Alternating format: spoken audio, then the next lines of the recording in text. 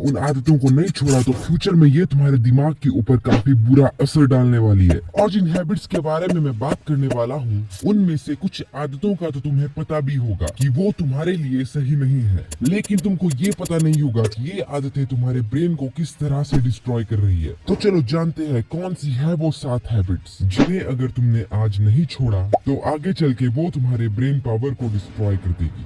जो पहली बुरी हैबिट है इस लिस्ट की वो है लाउड साउंड में कुछ भी सुनना। अगर तुम्हारे अंदर भी ये आदत है कि तुम कानों में ईयरफोन डाल के ऊंची आवाज में चीजें सुनते हो तो लॉन्ग टर्म में ये चीज तुम्हारे कानों को डैमेज कर देगी। अब तुम बोलोगे कि कान कहाँ दिमाग कहाँ। लाउड साउंड की वजह से दिमाग पे क्या असर पड़ेगा, रुको मैं तुमको बताता हूँ। एक स्टडी में ये पाया गया था कि जिन लोगों की सुनने की क्षमता कम होती है उन लोगों में 30 से 40% तक हाई रिस्क होता है कॉग्निटिव डिस्टॉर्शन होने का। इसका मतलब उन लोगों में डे टू डे लाइफ के नॉर्मल टास्क करने में प्रॉब्लम आने लग जाती है। अभी और सुनिए, जिन लोगों को सुनने में प्रॉब्लम होती है उन लोगों में अल्जाइमर होने के चांसेस ज्यादा हो जाते हैं, जिससे उनकी याद रखने की और सोचने समझने की शक्ति खत्म होने लग जाती है। इसीलिए जितना हो सके उतना कम अपने कानों में स्ट्रेस डालो। शायद आज तुम्हें इस चीज से कोई दिक्कत नहीं हो रही हो, लेकिन शायद फ्यूचर में ये चीज तुम्हारे लिए प्रॉब्लम क्रिएट कर सकती है। तो जो अगली हैबिट है इस लिस्ट की वो है मल्टीटास्किंग करने की आदत। हम में से काफी लोगों को ये आदत होती है कि एक साथ ही 4-5 काम पकड़ लेते हैं, लेकिन ये चीज जान लो लॉन्ग टर्म में ये चीज तुम्हारे ब्रेन के लिए अच्छी नहीं है, क्योंकि लगातार मल्टीटास्किंग परफॉर्म करने से तुम्हारी कॉग्निटिव एबिलिटीज पे असर पड़ता है। आसान भाषा में कहूँ तो लॉन्ग टर्म में नॉर्मल से नॉर्मल काम करने के लिए भी तुम्हारे मेंटल एफर्ट्स ज्यादा लगने लगेंगे। तुम्हारी कंसंट्रेशन पावर बहुत वीक हो जाएगी, तुम्हारे लिए इंफॉर्मेशन को याद रखना मुश्किल हो जाएगा और इससे तुम्हारी प्रोडक्टिविटी कम तो होने ही वाली है। इसीलिए मेरी बात मानो, आज से ही एक टाइम पे एक काम पे फोकस करो, उसके बाद दूसरे काम पे जाओ। ज्यादा मल्टीटास्किंग करके सुपर हीरो बनने की जरूरत नहीं है।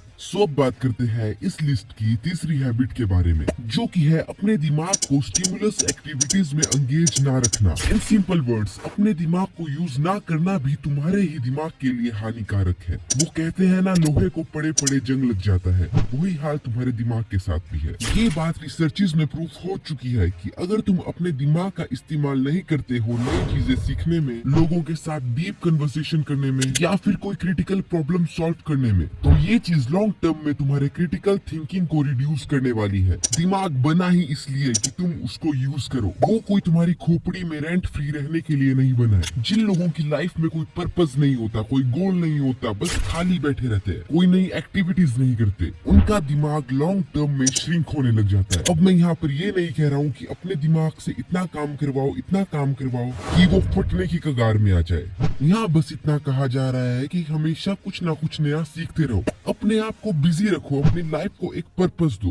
तो जो अब इस लिस्ट की नेक्स्ट बैड हैबिट है जिसके बारे में मैं तुमको बताने वाला हूँ, उसने तो कम से कम 90% लोगों को अपना शिकार बना के रखा हुआ है और उनके दिमाग की माँ बहन ने करके रखी है। मैं बात कर रहा हूँ फोन एडिक्शन। अब फोन एडिक्शन से सिर्फ तुम्हारा टाइम ही वेस्ट नहीं होता, ये तुम्हारे दिमाग को कितनी बुरी तरह से इफेक्ट करता है ये तुम सोच भी नहीं सकते। मोबाइल के बहुत ज्यादा स्क्रीन टाइम से तुम्हारे दिमाग का फ्रंटल लोब डैमेज हो सकता है, यहाँ पर high order of thinking occur करती है। इसके अलावा मोबाइल एडिक्शन से तुम्हारे दिमाग के डोपामिन लेवल की ऐसे ही धज्जियां उड़ जाती है। इसीलिए जितना हो सके उतना अपने मोबाइल फोन के एडिक्शन को कम कर दो, क्योंकि अगर आज इस एडिक्शन को नहीं रोका तो लॉन्ग टर्म में ये तुम्हारी मेंटल हेल्थ के तो एल लगाने वाला है। चलो बात करते हैं इस लिस्ट की अगली हैबिट के बारे में, जो की है लैक ऑफ सोशल इंटरेक्शन। ये चीज आजकल काफी ज्यादा कॉमन हो गई है कि लोग आजकल अपना टाइम काफी अकेले स्पेंड करने लगे हैं। उनकी सोशल इंटरेक्शन बस सोशल मीडिया तक ही रह गई है और शायद उनको ये चीज कभी महसूस भी नहीं होगी कि लैक ऑफ सोशल इंटरेक्शन से उनकी मेंटल हेल्थ कितनी इफेक्ट होती है। एक स्टडी में ये पाया गया था कि लॉन्ग टर्म सोशल आइसोलेशन की वजह से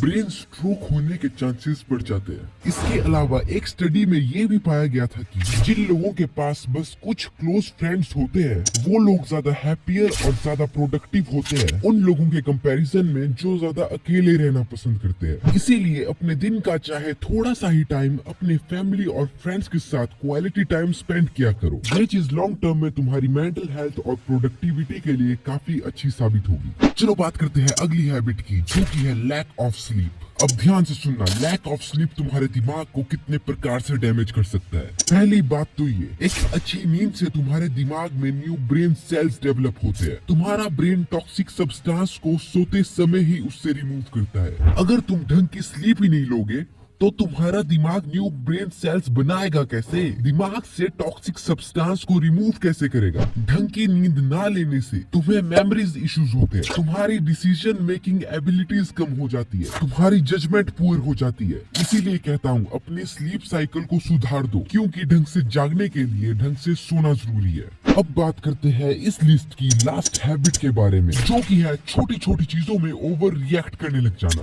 ओवर थिंक करने लग जाना, स्ट्रेस लेने लग जाना। शायद मुझे ये बताने की जरूरत भी नहीं है कि ये चीज तुम्हारे दिमाग को कितना डैमेज कर सकती है, लेकिन फिर भी मैं बताऊंगा। ज्यादा स्ट्रेस लेने से तुम्हें ब्रेन फॉग होने लग जाता है, तुम्हारी मेमोरी लॉस होने लग जाती है। लॉन्ग टर्म ओवर स्ट्रेस लेने से तुम्हारे ब्रेन में जो न्यूरॉन्स है वो खत्म होने लग जाते हैं, तुम्हारा ब्रेन श्रिंक होने लग जाता है। इसीलिए मेडिटेशन, योगा किया करो और अपने स्ट्रेस को काबू में रखो।